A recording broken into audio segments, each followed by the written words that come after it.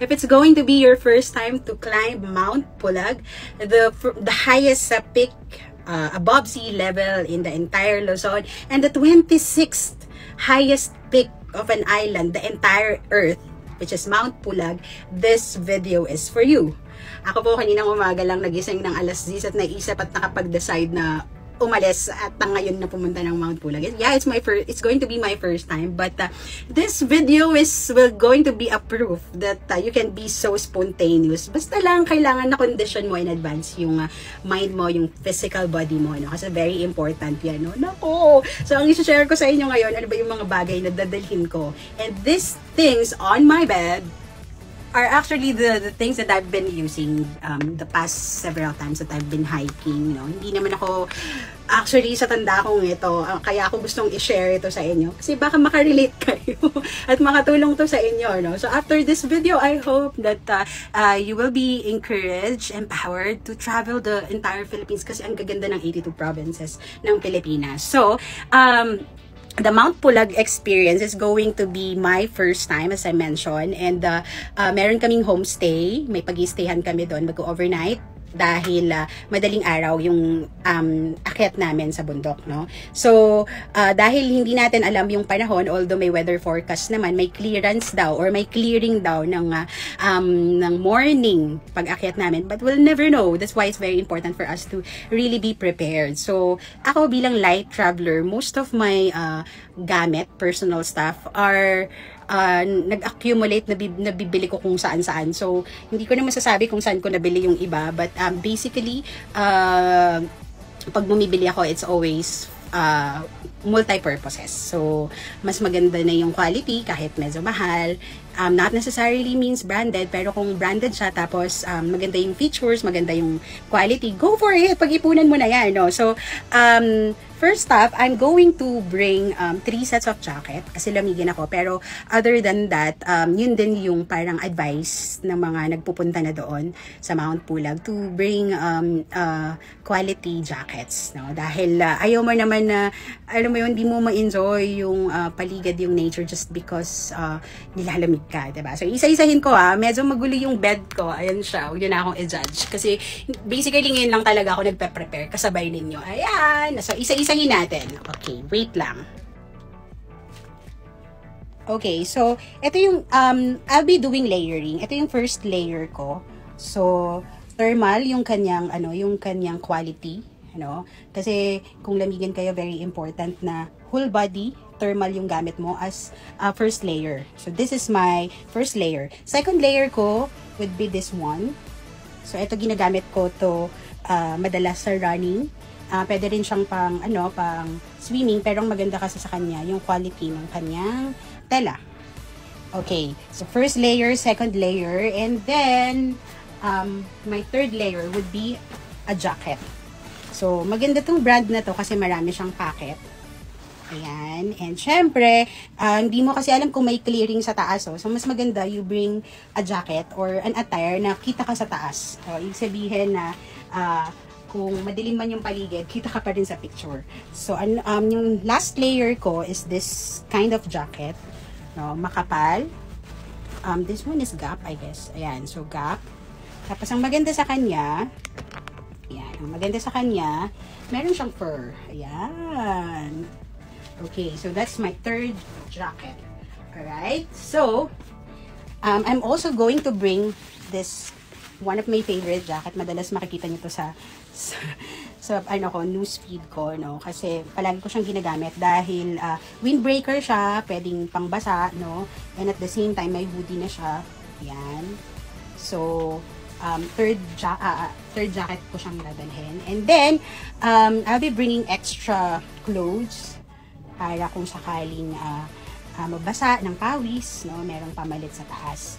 Alright, so yun yung jacket na dadalhin ko pang itaas. And then, I would usually use, sports bra. So, medyo mas sports bra ko kasi nga, mas comfortable siya and at the same time, kung kailangan mong maghubad, para ka lang naka-crop top, alam mo yun. So, decent siyang gamitin, diba? So, eto, meron akong pang tulog, pamalit, ayan. So, kung mapapansin niyo sa mga gamit ko, karamihan, parang for medyo sporty yung kanyang mga tela. Kasi nga, magaan, pwedeng madaling matuyo kapag sa swimming, ganyan. And yung pants naman na gagamitin ko, di ba yung first layer ko yung thermal, this one. And yung second layer ko would be, where is that? This one. Ito yung compressor sock. Yan. So, kung kailangan, kung may mga balahibo ng aso, kasi may dog ako, sorry naman. So, kung madali kayong, kung lamigin kayo and at the same time, madali yung, maano yung knees ninyo, sensitive, no? Very important yung compressor sock. So, yun yung second layer ko sa pants. And then, third layer ko is this one. From Decathlon naman to. What's so nice about this pants is meron siyang inner pocket. Ayan. And then, pang-apat ko na layer. Ang OA, pero okay na yan. Madali lang magtanggal. Kaysa naman, alam mo yon, lamigin ka, tas wala kang dala. So, this one. Ito yung pants ko na pang fourth layer. So, those are the pants. No? So, ano ba yung ginagamit ko na shoes? Usually, meron mahahanap talaga na shoes na for trekking. But, wala akong nahanap na brand na sobrang comfortable ng pa ako. Alam nyo guys, kung meron kayong talagang dapat paghandaan maliban sa jacket, for me, it's the shoes. It's the comfortability of your feet. Di ba kahit anong travel, kahit ganun kaganda, pag ang pangit ng shoes mo, hindi ka komportable, hindi mo na i-enjoy yung travel mo. So, this one is a Hoka shoes. Pang kids to actually, pero sobrang comfortable siya sa akin. And this is Fixie Foot brand na pang ano siya, no? Maganda pang correct ng paa. And inaayos niya yung form ng talampakan mo. Medyo pricey siya, but lifetime naman pwede mong ipa-adjust, and at the same time, pwede mong pa-repair, no, or papalitan. So, I have several bags and the laptop, ano ba to? Backpacks, no? But I'll be using this one kasi mas magaan siya and yung tela niya pwedeng pangbasa. Alright? So, I'm also gonna bring a Decathlon, anong brand ba ito? Tama, Decathlon towel light, mas madaling matuyo. And I'll be bringing an extra clothes na thermal din. Actually, ito, kung nagpapasilim kayo, yung Sammy J na crop top, no? Maganda siya kasi pampalamig. Tapos, pinagpapawisan pa kayo. Tapos, pumapayat pa kayo. Diba? Okay, so I'll be bringing also, what do you call this? A laundry bag and a pouch. Sa pouch ko na to, nandiyan na lahat. As in, hindi naman kasi ako masyadong maarte sa mga daladalahin, diba? So, ito na nga yung aking toiletries. Yan lahat. As in, shampoo, toothpick, toothbrush, everything is there. Raincoat na thermal. And of course, itong handy na pang first aid kit, flushable wipes, and of course, make sure to bring an extra socks kasi baka mabasa, maulanan, and use a good brand kasi yun nga parang covered yung paa mo and at the same time, hindi ka madudulas. So, this one is a light, towel light, and a handkerchief na pwedeng bandana. So, kanina pinakita ko sa inyo yung bag na dadalhin ko na malaki.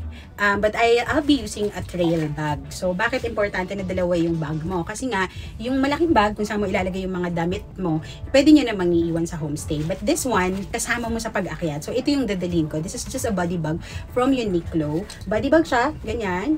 Pero, nilagyan ko siya ng extra strap if I wanted to make it na parang backpack yung style para balance yung bigat niya.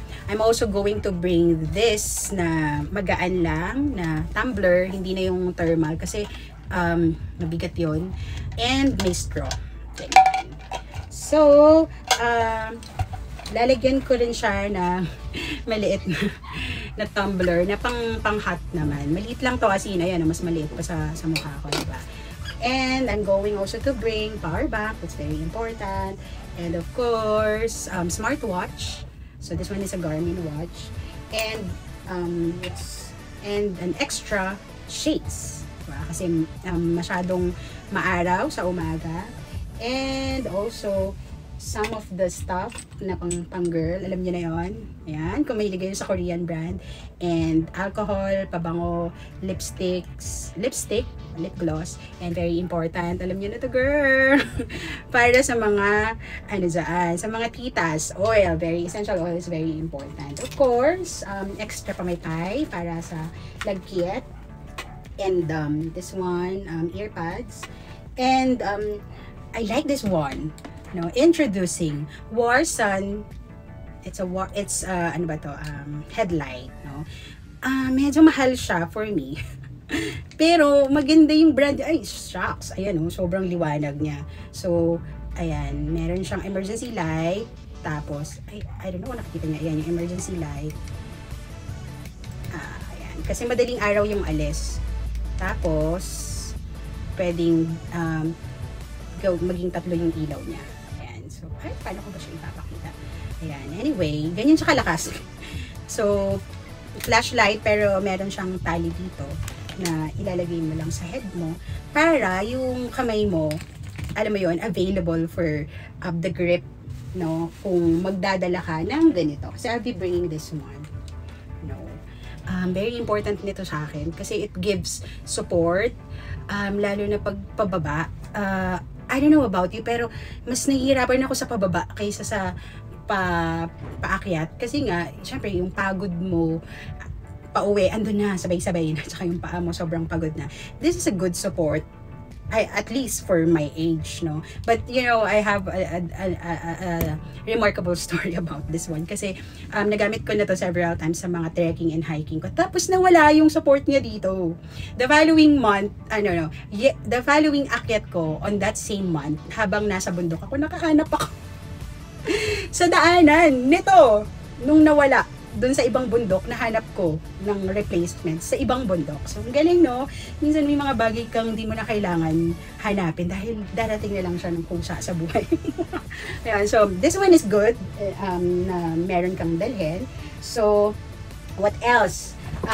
Another thing that I would bring in my bag, kanina nabanggit ko na to, pero ito, thermal siya na, what do you call this? Raincoat, syempre first aid kit, and then, yung wipes, kasi malagkit, diba?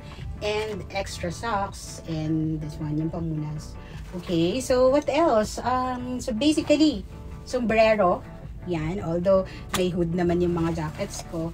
And lastly, syempre dahil malamig doon, I'll be bringing this, ano man tawag dito, yun sa kamay. Pero hindi ko alam, baka bibili ako ng extra doon sa Benguet. But what I love most about this brand from Decathlon is yung grip niya. Ginagamit ko siya sa workout actually. Pero kasi yung jacket, yung isa namang damit ko na dadalhin, meron na siyang pang-cover din sa kamay. But this is just an extra. No, kasi malamig na doon. And ito, yung belt, parang belt, anong tawag dito? I don't know. Pero sa Lazada ko lang to nabili. Ang ganda niya. This is one of the best items na nabili ko sa Lazada. Kasi pang running siya, ayan o, meron niyang pang tag o number tag. Pero dito ko ilalagay lahat ng yung mga easy access na mga bagay na kailangan ko, like cellphone,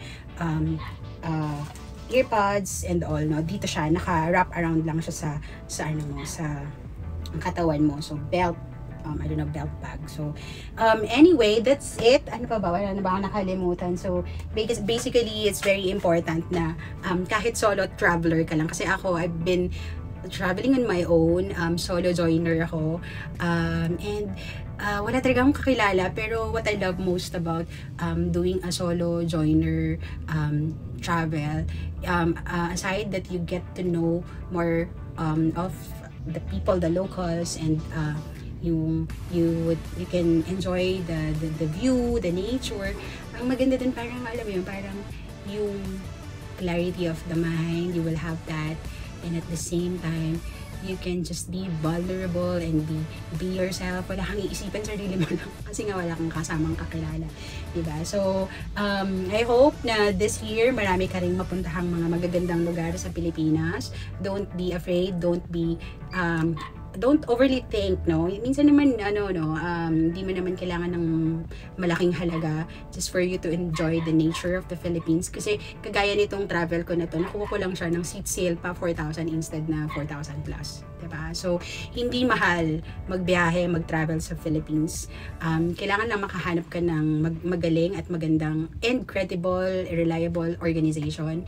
And, most importantly, like what I said, you condition your mind, your body, para hindi maging disastrous yung gala mo.